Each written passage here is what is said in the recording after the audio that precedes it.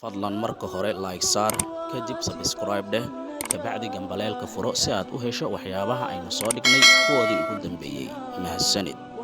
bismillaahir rahmaanir rahiim salaamullaahi calaykum waraxmatullaahi tacaala wabarakaatuhu daawadayaasheena ku xiran channelkani Aqila Official ku soo dhawaada maanta barnaamijkeena oo aan kaga hadli doono taariikhda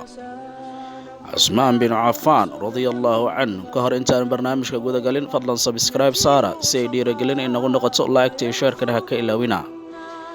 Usmaan bin Affan wuxuu dhashay sanadkii 577 magaalada Daif ee dhulka Carabta ayuuna ku dhashay isla markaana wuxuu dhintay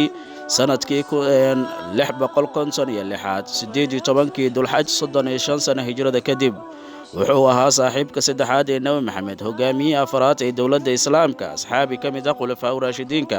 iyo mid kamid ah asxaabtii rasuulka Usmaan bin Affan wuxuu ka dhashay qabiilka Umayyad ee reer Maka kuwaas oo ahaa reer awood badan oo ka tirsan beelweynta Quraysh Usmaan wuxuu ahaa hogaamiye kamid ah khulafaa raashidiinka kaas oo talada iyo hogaanka maamulka dawladda Islaamka la wareegay isagoo ah 65 sano jir kadib markii uu Umar bin Khadaab dhintay waqtigii uu hogaanka maamulka dawladda Islaamka hayay Usmaan wuxuu gaarsiiyay heer aad u sareeya isla markaana uu qabsaday dhul aad u badan oo ay kamid yihiin boqortooyada Persia dhulka maanta loo yaqaan Iran meelo kamid ah Khorasan deegaanada maanta lagu magacaabo wadanka Afghanistan iyo meelo badan oo kamid ah bariga Yurub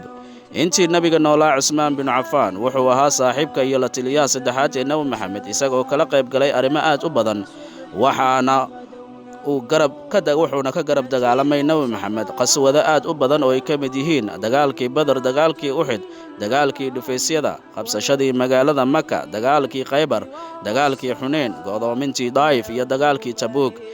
barnaamijkeena maanta intaas ayaan ku soo gabagabeynaynaa inta barnaamijkan mid lamid ah aynu ku kulmi doono sidaas iyo nabadiino nooli kulanti dambe oo xiiso leh